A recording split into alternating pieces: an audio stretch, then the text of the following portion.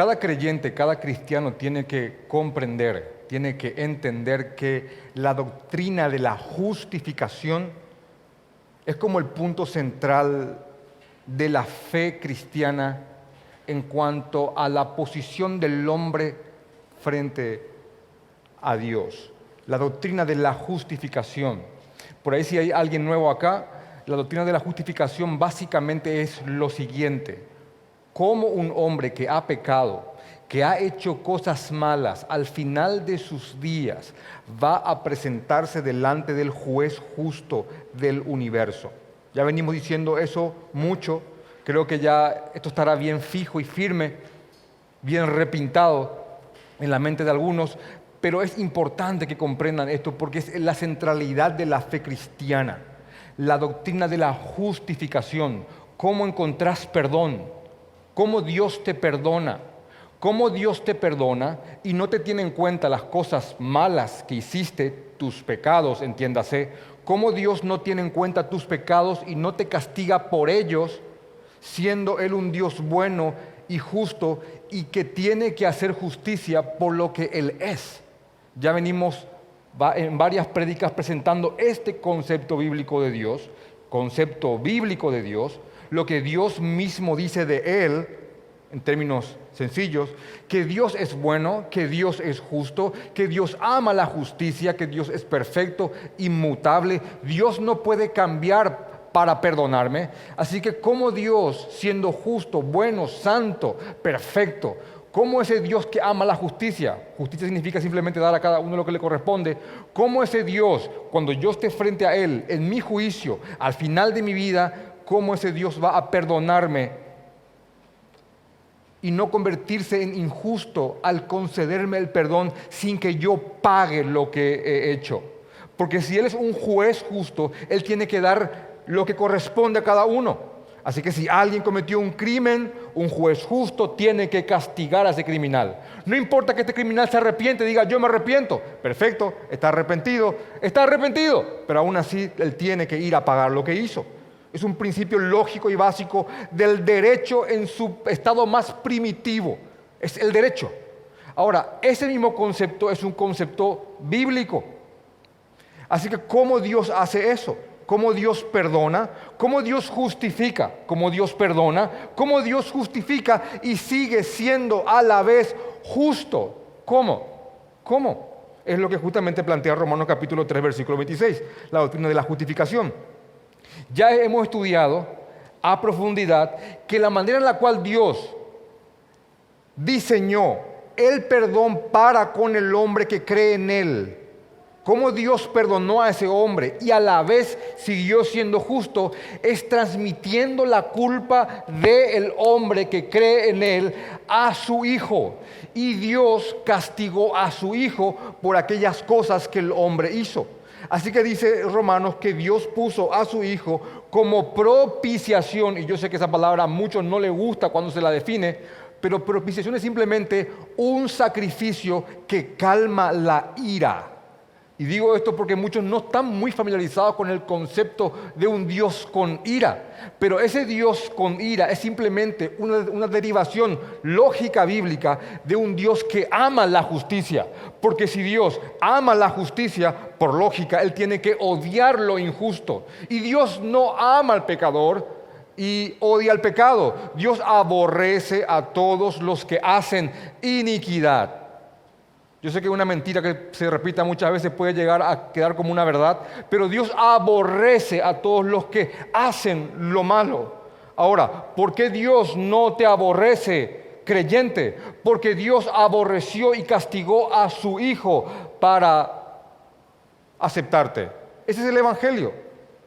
La doctrina de la justificación, cómo Dios declara, palabra que sí se aplica para Él. Él puede decretar y Él puede declarar. Cómo Dios decreta y declara justo, sin culpa, a un culpable. Es más, yo les diría algo, no hace falta que sea creyente para poder entender, para tratar de entender esto. Alguien inclusive por cultura general podría decir que creyó el cristianismo en su estado primitivo. Es más, es fácil, históricamente hablando, ver y registrar la corrosión de la iglesia en su doctrina a medida que los tiempos fueron pasando. Cuando hablamos de concilios de la iglesia, concilio significa una reunión de los principales líderes de la iglesia en diferentes etapas de la historia, y esos líderes se reunían para tratar ciertos temas y establecer posturas en cuanto a mentiras que iban atacando a la iglesia desde que la iglesia se inició. Y hay varios concilios eclesiásticos, y uno puede rastrear cómo la iglesia va pervirtiendo la verdad bíblica. Y si uno dice, bueno, ¿hasta cuándo? Y yo soy de los convencidos que cree que hasta el 451 después de Cristo, en un concilio llamado el Concilio de Calcedonia, se puede ver que todavía hay un cristianismo que está guardando la justificación y la persona de Cristo y el sacrificio de Cristo en lugar de nosotros. A partir de Calcedonia 451, uno empieza a ver cómo se van agregando tradiciones de hombres y se van mezclando creencias paganas con el cristianismo. Así que el hombre trató siempre de involucrar su mérito en su justificación. Repito, el hombre históricamente siempre ha tratado de involucrar algún mérito suyo en su justificación. Le parece cosa loca que Dios la haya justificado porque no vio nada en él bueno, no hay ningún solo mérito en él, y Dios lo perdonó porque quiso y castigó a su hijo por las cosas que él hizo. Así que siempre el hombre ha tratado de meter algo, desde lo más mínimo hasta lo más grande, algo ha querido meter. Así que Pablo viene tratando el tema de la justificación en Romanos 1, 2 y 3, y son palabras sumamente duras las que él usa. En ciertos países, ya predicar Romanos capítulo 1 del 18 al 33 podría ser acusado de discriminación de minorías LGBT si es que predicar ciertas cosas que están aquí en Romanos capítulo 1 del 18 al 32. Así que Pablo viene trayendo una idea, básicamente la siguiente: todos están condenados por las obras malas que han hecho. Bíblicamente hablando, se divide solamente la humanidad en dos grupos: judíos y no judíos.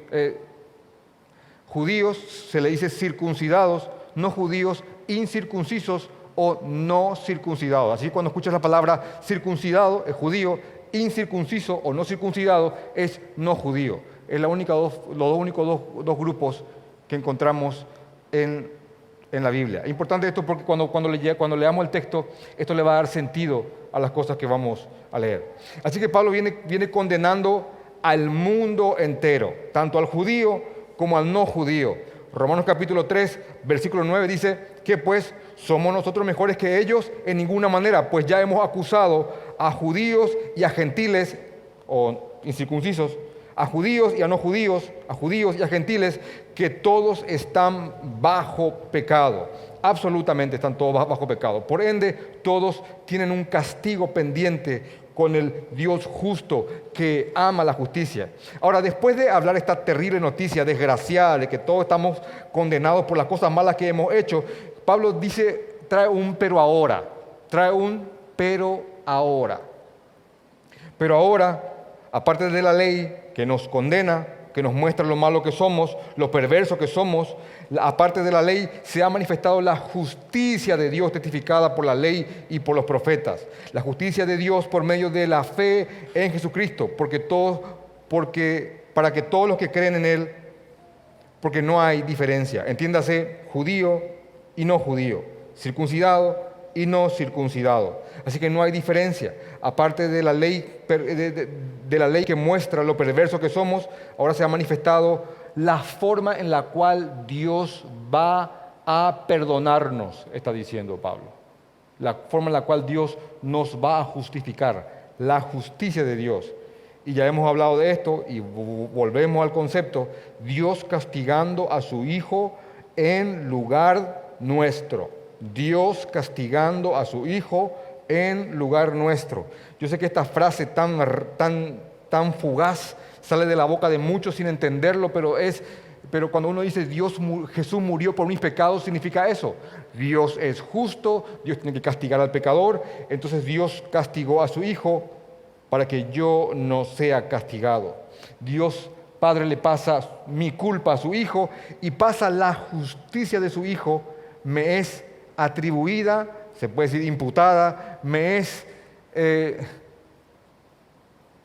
traspasada a mí. De tal manera que cuando estés en tu juicio, por más que haya hecho cosas malas, el Señor va a ver a Jesucristo en tu lugar. Ahora, más adelante vamos a estudiar esto. Bueno, ya que Dios nos ha perdonado, usaremos esta gracia para hacer lo malo de ninguna manera. ¿Cómo aquello que nos libró del pecado va a ser el motivo por el cual nos sumerjamos aún más en el pecado? De ninguna manera. Al contrario, vivamos para glorificar al Señor por la obra que ha tenido para con nosotros.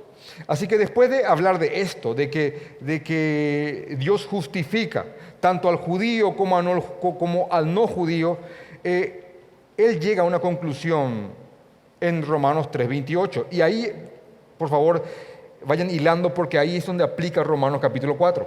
En Romanos 3:28 hay una conclusión, por eso dice, concluimos, escribe Pablo. Concluimos pues que el hombre es justificado por fe sin las obras de la ley. ¿Es Dios solamente Dios de los judíos? ¿No es también de los gentiles? Ciertamente también de los gentiles. Entiéndase, Dios es también Dios de los no circuncidados, de los no judíos, porque Dios es uno y justificará por la fe a los de la circuncisión. Ahí se entiende a qué se refiere. Dios justificará por la fe también a los de la circuncisión y por medio de la fe a los de la incircuncisión, o sea, a nosotros. Yo no sé si alguno de ustedes sea acá judío, no lo creo, o si alguno tenga alguna ascendencia judía. Creo que hay páginas para buscar eso, si tenés alguna ascendencia judía. Algunos lo buscan y después vienen con el... No lo sé. Hasta donde yo tengo entendido, no hay una sola gota de sangre judía en mi genealogía. Así que, así como Pablo podría decir yo soy hebreo de hebreos, yo podría decir soy gentil de gentiles. No hay un ápice de judaísmo en mi genealogía. Así que esto es para nosotros, es un mensaje para nosotros, que el Dios de los judíos es también el Dios de los gentiles, de los incircuncisos. Luego, por la fe invalidamos la ley. En ninguna manera, porque la ley lo que hace es mostrarnos que necesitamos que Dios nos salve. ¿Por qué Dios me da leyes que no puedo cumplir? Suele pensar un creyente. Inclusive los no creyentes dicen, esas leyes que no te dejan ser libre. Bueno, la ley lo que muestra es la condición pecaminosa en la cual estamos, la culpa que trae esa conducta y que necesitamos que Dios nos salve. Después de eso, aplica el capítulo de Romanos capítulo 4, el ejemplo de Abraham. Y el ejemplo de Abraham comienza con una pregunta. ¿Qué pues diremos que halló Abraham, nuestro padre, según la carne? Así que básicamente inicia de esta forma. Después de todo lo que hemos dicho, de que Dios justifica tanto a gentiles como a no gentiles, ¿qué encontró? ¿Qué halló? ¿Con qué se topó Abraham, nuestro padre, según la carne? ¿Qué fue lo que encontró Abraham? Y ahora yo quiero decirte lo siguiente. Pablo era un judío. De hecho, que dice el libro de Gálatas, capítulo 1, versículo 14, que él era muy adelantado en el judaísmo, en cuanto a sus demás compatriotas. Quiere decir que él entendía mucho el judaísmo. Así que lo que Pablo está haciendo es anticiparse a una posible detractación de lo que le estás diciendo. Y él va a sacar a nada más y nada menos que el hombre símbolo, emblema de la religión judía, y ese es Abraham. Supongamos que acá haya alguien completamente nuevo que no tenga bien fijo quién es Abraham. Bueno, Abraham, su historia está en Génesis capítulo 12 y termina en Génesis 25:11. Abraham era un hombre pagano, que vivía en la antigua Mesopotamia. Ustedes pueden abrir cualquier libro de historia y están casi todos de acuerdo que todo comenzó en la Mesopotamia, posteriormente en Egipto, las dos civilizaciones que se desarrollaron en la antigüedad. Si alguien quiere entender y fijarse más dónde está la Mesopotamia, busquen en el mapa, en Medio Oriente, el Golfo Pérsico. Cuando encuentren el Golfo Pérsico, busquen Irak. Cuando encuentren Irak, la Irak del ex presidente Saddam Hussein, bueno, en Irak hay dos ríos, Tigris y Éufrates, hasta el día de hoy. Y ahí, en una de las ramas del Tigris y el Éufrates, está Ur de los caldeos. Ur, una antigua civilización mesopotamia descendiente de otra antigua civilización que se llama los sumerios. Ahí, en la paganidad más profunda, donde Nana, el dios Sol, era el más venerado de todos, donde habían prácticas terribles, atroces. De ahí, de la paganidad más horrenda, Dios llamó a un hombre llamado Abraham. De ahí. ¿Saben cuál es uno de los argumentos intelectualizados que hoy pululan mucho en contra del cristianismo? Que el cristianismo, al fin y al cabo, es como un refrito de muchas religiones antiguas paganas. Así que se toma algo de los sumerios, algo de los egipcios, algo de los caldeos, y se hace una especie de nueva religión, y de ahí sale el judaísmo y por ende el cristianismo.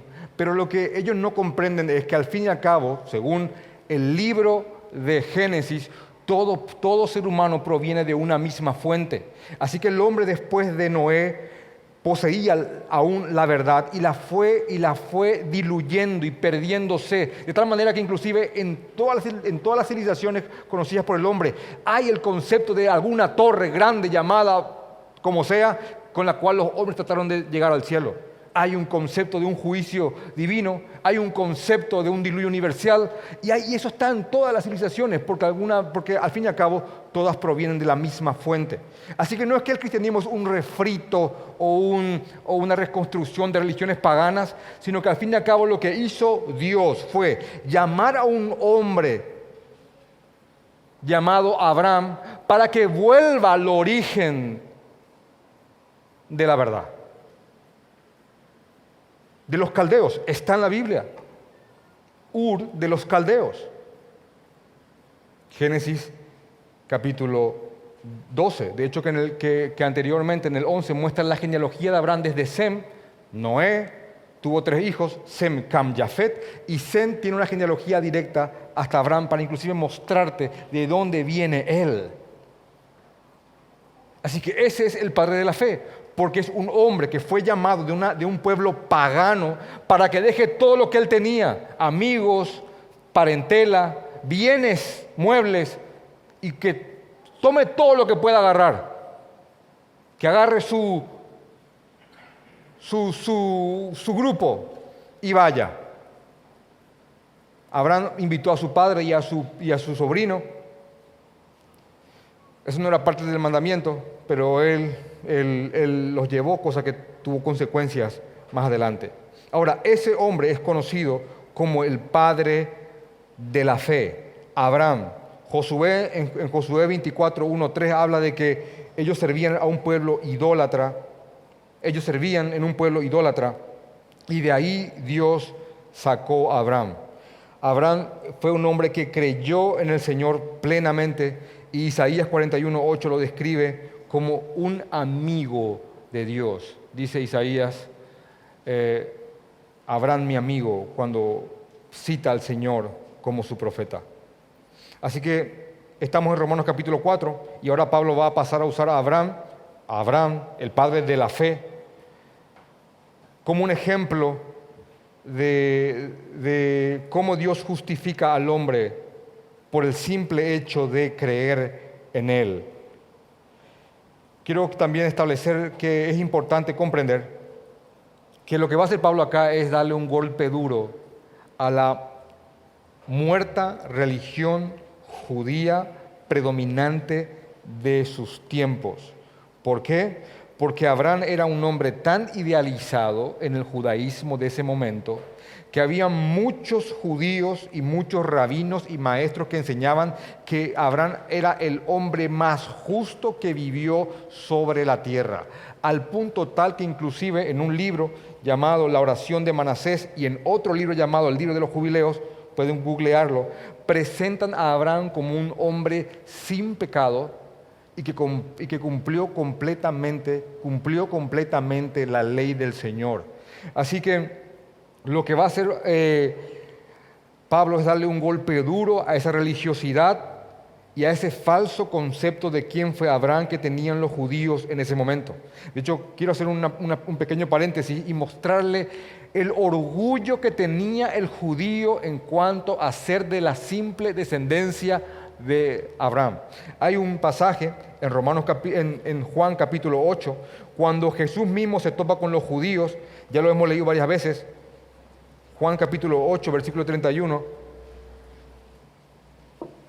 me impresiona cómo comienza este verso, y hago esta pausa solamente para mostrarles el orgullo que iba a atacar Pablo en Romanos, y les muestro con este ejemplo de el mismo Jesús topándose con judíos. Dijo entonces Jesús a los judíos, y me impresiona esta frase que dice a continuación, a los judíos que habían creído en Él. Estos judíos habían inicialmente creído en Jesús, habían creído en Él. Y le dice Jesús a estos judíos, repito, que habían creído en Él, dice, si vosotros permaneciereis en mi palabra, seréis verdaderamente mis discípulos y conoceréis la verdad y la verdad os hará libres. De ahí viene ese verso muy famoso. Y respondieron estos judíos, miren cómo responden, linaje de Abraham somos. Somos descendientes de Abraham, linaje de Abraham somos, y jamás hemos sido esclavos de nadie. Yo pregunto, ¿dónde queda Egipto, Asiria, Babilonia, Grecia, Siria y en este momento Roma? Me supongo que habrán querido decir alguna especie de esclavitud espiritual porque fueron esclavos de cuánto imperio pasó por la zona. Así que ellos respondieron, linaje de Abraham somos y jamás hemos sido esclavos de nadie. ¿Cómo dices tú, seréis libres? Respondió Jesús y les dijo, de cierto os digo que todo aquel que hace pecado, esclavo del pecado es. A esa esclavitud se refería Jesús. Y el esclavo no queda en la casa para siempre, el hijo sí queda para siempre. Ahora, después de eso, dice en el 36, así que si el hijo os libertare, seréis verdaderamente libres. Sé que sois descendientes de Abraham, pero procuráis matarme, porque mi palabra no haya cabida en vosotros. Yo hablo de lo que he visto cerca del Padre y vosotros hacéis lo que habéis oído acerca de vuestro padre. Y inclusive en el 44 dice quién es el padre de ellos. Dice que su padre es el diablo. Por más que ellos sean judíos, en verdad son hijos del diablo. Por eso dice acá en el versículo 44, vosotros sois de vuestro padre el diablo y los deseos de vuestro padre queréis hacer. Ahora, después de que él le dijo, yo hablo de lo que vi de mi padre, en Juan 8:39, ellos respondieron y le dijeron, nuestro padre es Abraham. Jesús les dijo, si fueseis hijos de Abraham, las obras de Abraham haríais. ¿Cuál fue la obra de Abraham? Haber creído a Dios.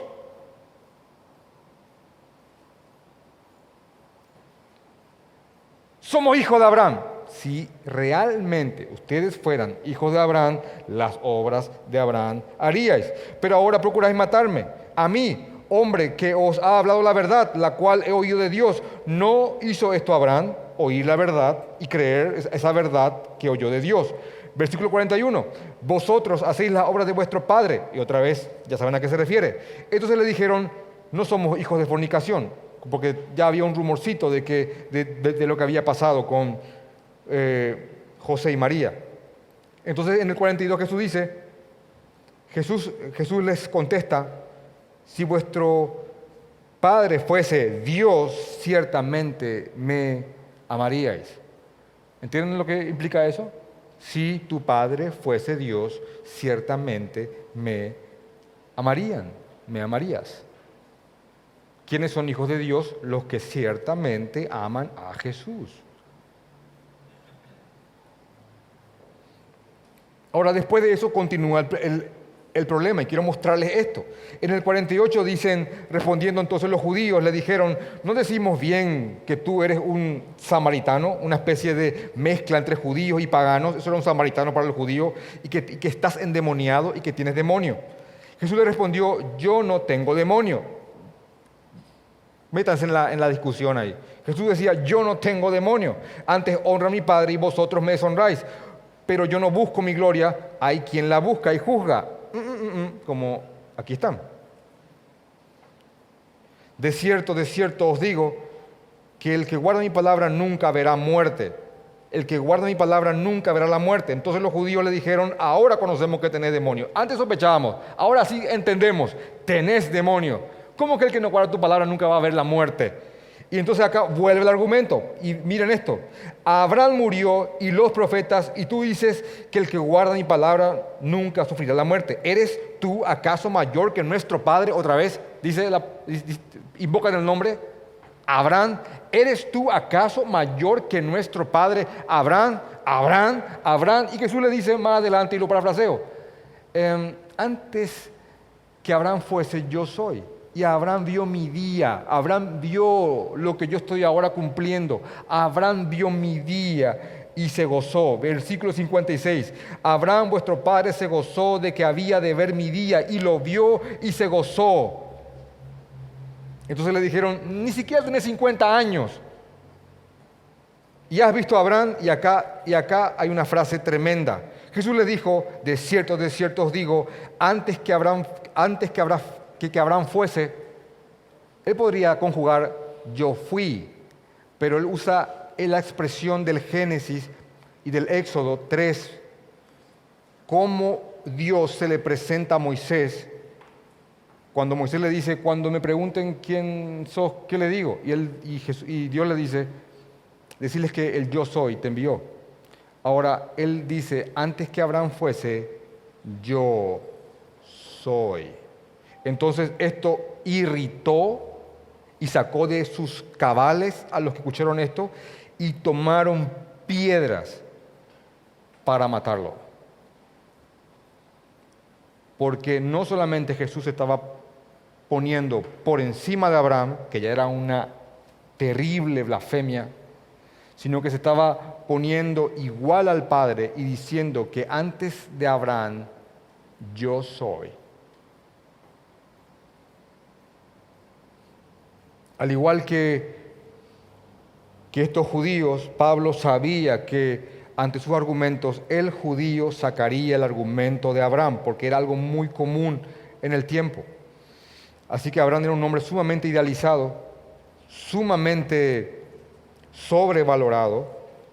Muchos ni siquiera lo veían como un hombre normal en cuanto a su condición como pecador y que algo vio Dios en él para salvarlo. Así que lo que Pablo va a hacer ahora es defender los puntos de Romanos 3, 20, 27 y 28, la justificación por la sola fe. Y Pablo va a darle un golpe duro a este falso concepto de Abraham que tenían sus compatriotas. Por ende, al tener un falso concepto de Abraham, tenían un falso ejemplo a seguir. Porque muchos judíos pensaban que si vivían una vida moral y eran morales, Dios los consideraría y los aceptaría por sus obras, porque así aceptó Abraham. De hecho que otros judíos también llegaron al punto tal del error que creyeron que por el simple hecho de ser del linaje de Abraham, aunque ellos no vivan vidas muy morales, por el simple hecho de ser del linaje de Abraham, ellos ya eran salvos, ya estaban salvados, ya estaban perdonados. Hasta ese punto se había llegado. Entonces lo que va a hacer Pablo es humanizar completamente a Abraham y mostrar que Abraham tenía mucho en común con muchísimos, o con la mayoría, mejor dicho, de los hijos de Dios, y comienza con la pregunta, ¿qué pues diremos que halló nuestro Padre según la carne Abraham? Porque si Abraham fue justificado, fue perdonado, decretado justo, pues si Abraham fue justificado por las obras, tiene de qué gloriarse, pero no para con Dios. Porque ¿qué dice la Escritura? Y va a citar Génesis capítulo 15, versículo 6. Creyó Abraham a Dios y le fue contado por justicia. Abraham creyó a Dios y por haber creído a Dios, Dios lo perdonó. ¿Qué fue lo que entonces halló nuestro padre Abraham? Dice Pablo. Bueno, él encontró lo siguiente, que el hombre depende completamente del Señor para cada cosa en su vida, iniciando con su salvación. Abraham muchas veces flaqueó en su fe, y eso está en Génesis capítulo 12, a Génesis 20, no me acuerdo tanto. Está ahí, las veces que Abraham flaqueó en su fe, las veces que Dios lo manda que vaya a la tierra prometida y después él regresa a Egipto porque no tenía que comer y tiene un enorme problema por haber desobedecido al Señor. También cuando no venía su hijo, porque Dios le había prometido a Abraham que le daría un hijo del cual vendría el Mesías y vendría la justificación y vendría aquel que pagaría por todo lo que el hombre hizo, aquel hombre que cree en él. Bueno, cuando no venía ese hijo y su edad iba pasando, entonces él tomó a una esclava como mujer para concebir un niño. Por ahí de él venía el linaje y de ahí sale Ismael, hasta hoy día los ismaelitas. De hecho que Abraham es biológicamente padre tanto de judíos como del pueblo árabe. Es padre también de ellos, por Ismael. Así que hay muchas veces en las cuales la fe de Abraham flaqueó, no murió, flaqueó, se debilitó, pero lo que tiene este hombre es que siempre volvió en lo más profundo, desde lo más profundo a aferrarse en las promesas del Señor. Entonces, ¿qué fue lo que él encontró? Repetimos, en términos sencillos, él encontró que el hombre depende completamente de Dios para todo, iniciando desde su salvación, de su justificación, hasta lo más ínfimo de su vida. Porque esto es lo que dice: si fuese por obras, Abraham tendría de qué glorificarse, porque al fin y al cabo fue un hombre moral, pero no para con Dios. Porque ¿qué dice la Escritura? Creyó Abraham y le fue contado por justicia. Por la fe se justifica el hombre, no por las obras de la ley. Y dice el versículo 4 y 5, pero al que obra no se le presenta, no se le cuenta el salario como gracia, sino como deuda. Y repito, pero al que obra no se le cuenta el salario como gracia, sino como deuda. Mas al que no obra, sino que cree en aquel que justifica al impío, su fe le es contada por justicia. Así que tanto el versículo 4 y 5, miren cómo presenta a Abraham.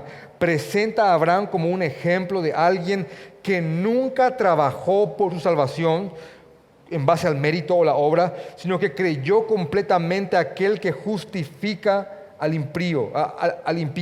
Creyó completamente en él. Así que, ¿qué fue lo que creyó Abraham? Creyó en la palabra de Dios, de dejar todo su trasfondo y su parentela pagana, salir a una tierra incierta por momentos. Después, cuando llega a esta tierra, Dios le muestra: esta será tu tierra. Bíblicamente hablando, nunca Abraham se posó y estableció una ciudad en la Tierra Santa. Vagó por ella muchos años, vagó hasta su muerte, pero nunca la poseyó o la tomó como tal, hasta que después regresan de Egipto y los judíos toman completamente esa tierra y empiezan a expulsar a las naciones paganas. Así que Abraham creyó al Señor en cada palabra, lo dejó absolutamente todo, y por haber creído a Dios, Dios lo decretó, lo declaró justo. Y es el gran ejemplo que está poniendo Pablo acá para fundamentar todo lo que viene diciendo, que el hombre es justificado no por ninguna obra que él haya hecho, porque nadie puede presentarse delante del Señor y decir: bueno, Padre, yo creo que tengo obras malas, pero he balanceado con obras buenas, creo que podés considerarme, y si algún desfasaje tengo, podría hacerme pasar por algún castigo intermedio hasta que me purifique y pase posteriormente a tu gloria. No, lo que la Biblia dice es que el hombre es justificado, completamente perdonado, por creer en aquel que justifica al impío. A ese su fe le es contada por justicia. Y después de decir eso, hay algo acá sumamente importante que hay que comprender. Algo no se puede recibir por gracia y por mérito al mismo tiempo. Algo no puede ser recibido por gracia y por mérito al mismo tiempo. Tanto lo uno excluye a lo otro cuando se presenta. O es por mérito o es por gracia. O lo que te están dando lo estás cobrando como un salario o se te lo está dando como algo inmerecido, por lo cual no trabajaste. Así que por eso pone esta alegoría de alguien que recibe algo, un salario, no como un pago, sino como total gracia, refiriéndose a la salvación. Así que tu salvación no es por algo que hayas hecho. Y ahí alguien podría decir, sí, pero ¿acaso el que yo haya venido a Cristo y yo haya creído en Él no sería una obra? Y ahí sale Efesios y te dice que esa fe es un don de Dios. ¿Ven dónde aplica? Porque nadie viene a mí si el Padre no le trae. Juan 6:44. Es un don de Dios, de tal manera que ni siquiera el acto de que vayamos a Cristo es completamente una obra que emana de nosotros, sino que Dios mismo nos da el don de la fe y nos lleva a Jesús, de tal manera que inclusive no hay jactancia ni siquiera en el hecho de ir a Jesús. Nadie viene a mí si el Padre no le trajere. Así que estás aquí, te trajeron. Así que gloria a Dios por tu venida, gloria a Dios porque aceptaste a Jesús, gloria a Dios porque viste la hermosura de Cristo, gloria a Dios porque viste la cruz, gloria a Dios por la obra de la cruz. Así que no hay jactancia en ninguna cosa, en absolutamente nada. Después de eso, cuando dice, más al que no obra, sino que cree en aquel que justifica al impío, su fe le es contada por justicia. Pablo va a pasar a nombrar probablemente al segundo, peleando con Moisés, referente más grande del judaísmo, a David. David era por excelencia el prototipo del rey guerrero, conquistador, que empuñó la espada para sacar a los perversos y paganos de la tierra santa. Era un ideal del líder guerrero para el judaísmo. Así que no solamente va a citar a Abraham como un ejemplo, después va a involucrar, va a meter a David en el versículo 6, porque dice, como también David habla de la bienaventuranza del hombre a quien Dios atribuye justicia, ¿qué dice después? Sin obras. También David habla de esta bienaventuranza a quien Dios atribuye justicia, sin obras. Dios perdona sin obras. ¿Y por qué hablamos del perdón? Porque inclusive cita el Salmo 32, versículos 1 y 2, donde dice, versículo 7 de Romanos, bienaventurado aquel cuyas iniquidades son perdonadas y cuyos pecados son cubiertos. Bienaventurado el varón a quien el Señor no inculpa de pecado. ¿Y quieren saber el contexto del Salmo 32, versículos 1 y 2, que está aquí siendo nombrado en Romanos capítulo 4? Es el contexto en el cual David manda y diseña la muerte de un fiel siervo suyo para quedarse con su mujer. ¿Conocen la historia? David manda matar, manda al frente de batalla a un siervo leal suyo, a un servidor, a un soldado leal de sus tropas, para quedarse con su mujer e inclusive encubrir que ya la había embarazado. Ahí está el hombre conforme al corazón de Dios. Después de eso viene la reprimenda de Dios por medio de un profeta, y David se arrepiente profundamente con todo su corazón y confiesa su pecado al Señor, y el Señor lo perdona, mas no saca las consecuencias de ese acto.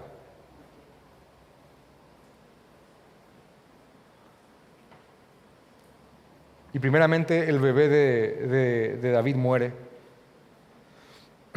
y otras cosas más pasan, pero no es el tema de la prédica de hoy. Ahora, David, habiendo sido perdonado por el Señor, escribe el Salmo 32 y dice: bienaventurado, como las bienaventuranzas del Sermón del Monte, bendecido, bendecido, bienaventurado aquel cuyas iniquidades son perdonadas y cuyos pecados son cubiertos.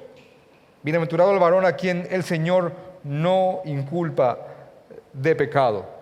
Bienaventurado, bendecido aquel a quien Dios perdona. Bendecido aquel a quien Dios perdona. Así que se está refiriendo que la justificación que recibió Abraham por su fe es la misma bendición de la cual habla David en el Salmo 32, versículos 1 y 2. El perdón a aquel que se confiesa. De hecho, que si ustedes siguen leyendo el Salmo 32, en el versículo 5 dice: porque me perdonaste mis pecados cuando te los confesé.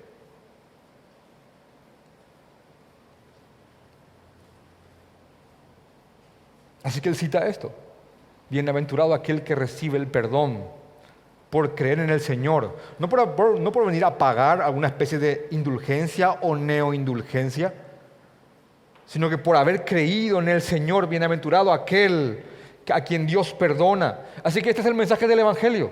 No importa qué hayas hecho, no importa en la basura en la cual te hayas convertido, si crees en el Señor con todo tu corazón y en el sacrificio de Cristo, hay perdón.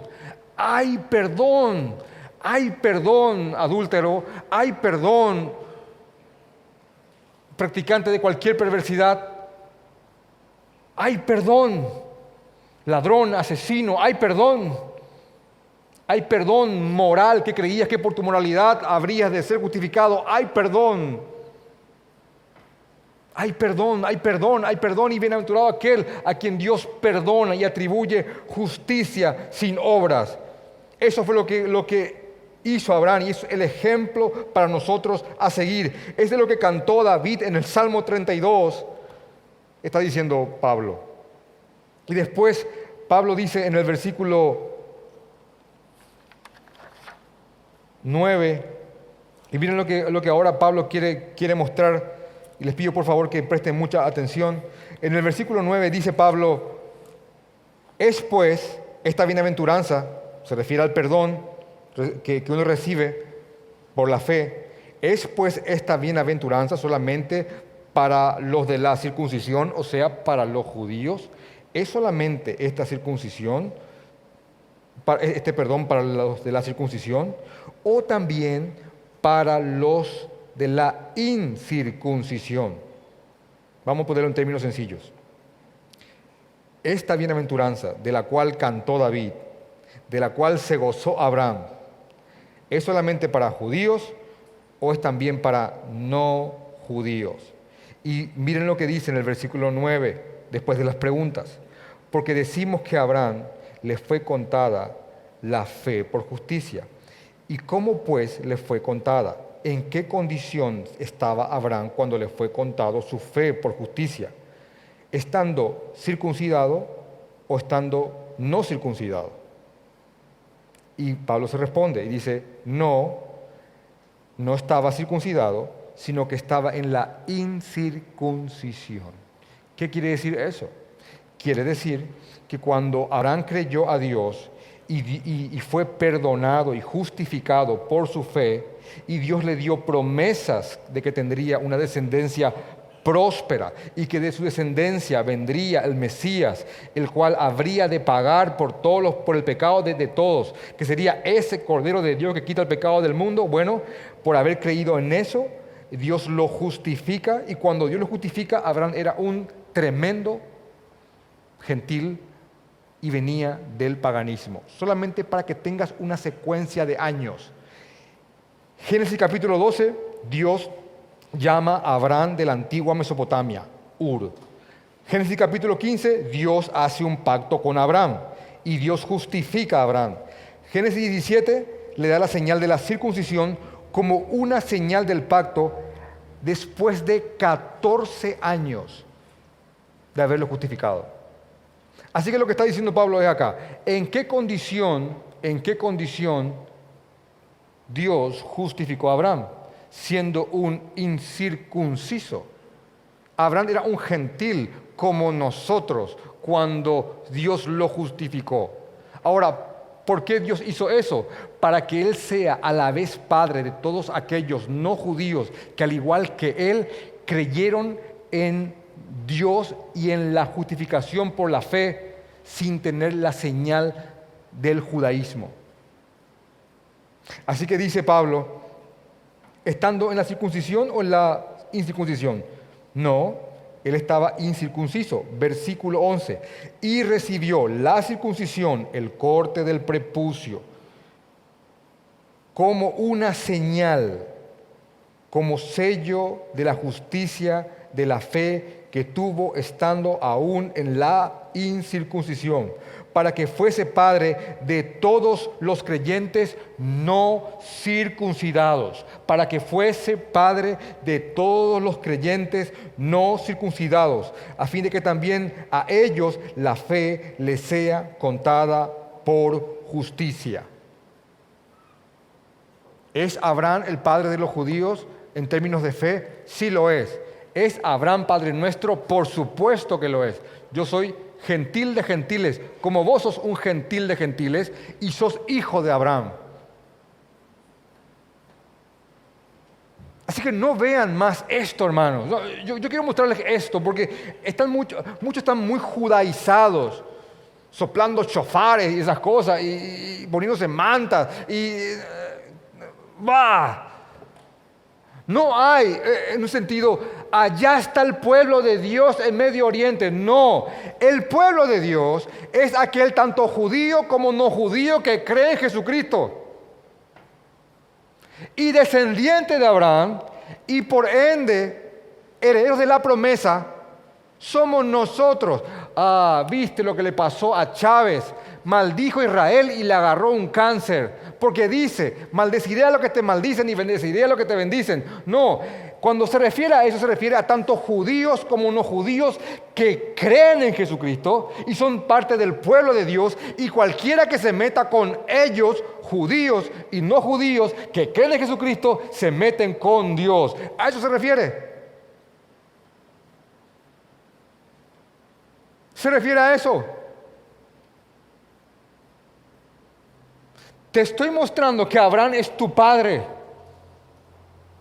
Porque Abraham fue justificado en tu condición de no circuncidado. Justamente para que él sea el padre a la vez de todos los que creen sin la circuncisión. Y la circuncisión, que es el corte de la piel, del prepucio, del pene, pero eso es. Era una señal externa de un pacto interno. Era una señal que si en el judío no representaba lo que él tenía por dentro, era una obra muerta. De hecho, que Pablo dice acá en Romanos capítulo 2, versículo 28, pues no es judío el que lo es exteriormente, ni es la circuncisión la que se hace exteriormente en la carne. La circuncisión, si no representa lo que el judío debería tener internamente, no significa absolutamente nada.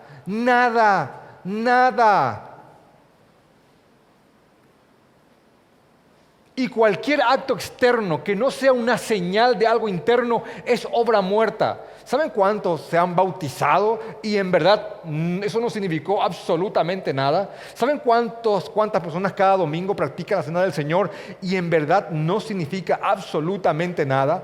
Es lo mismo. Así que la circuncisión fue como una señal en el cuerpo que Dios ordenó a Abraham que él dé a su descendencia. Como una nación sacerdotal. Pero hoy día, en el nuevo pacto, ya no hace falta esa señal. Es simplemente creer en Jesucristo. Y eso equivale a una circuncisión en el corazón. Algo interno.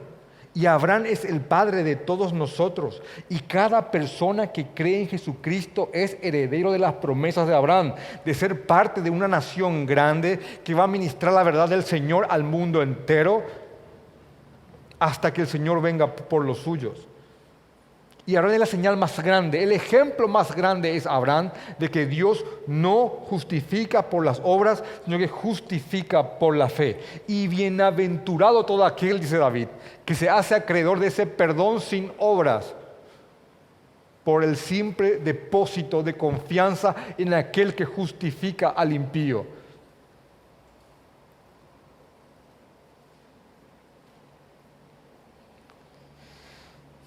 Y así que Abraham fue justificado no siendo circuncidado para que él fuese padre de todos los creyentes no circuncidados, a fin de que también a ellos la fe les sea contada por justicia. Y padre, por supuesto, de la circuncisión para los que no solamente son de la circuncisión, sino que también siguen las pisadas de la fe que tuvo nuestro padre Abraham antes de ser circuncidados. Así que es Dios, también Dios de los gentiles como de los judíos, por supuesto que sí.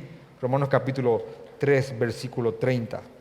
Así que esto es un argumento enorme para cualquiera que quiera judaizar. De hecho, que permítame decirles que estaba ya como abriendo el paraguas en base a un conflicto que aquejaría enormemente a la iglesia primitiva, que sería lo que está en Hechos capítulo 15, versículo 1, que algunos que se habían metido en el cristianismo estaban predicando que para ser salvo había que creer en Jesús, pero también había que circuncidarse. Hechos capítulo 15, versículo 1. Una vez más, el hombre manifestando que no le cabe en la cabeza de que solamente es salvo por medio de la fe y que no tiene que hacer obras para salvarse. Eso es algo muy duro de entrar, de insertar en el corazón del hombre.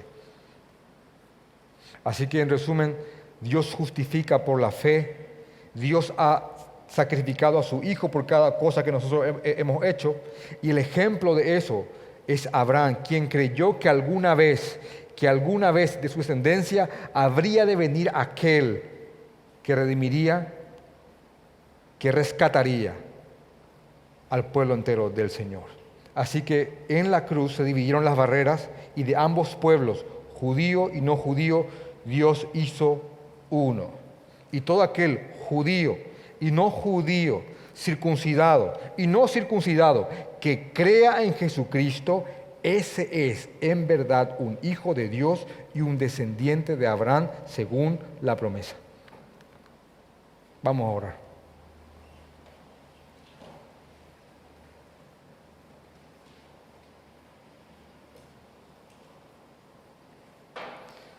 Señor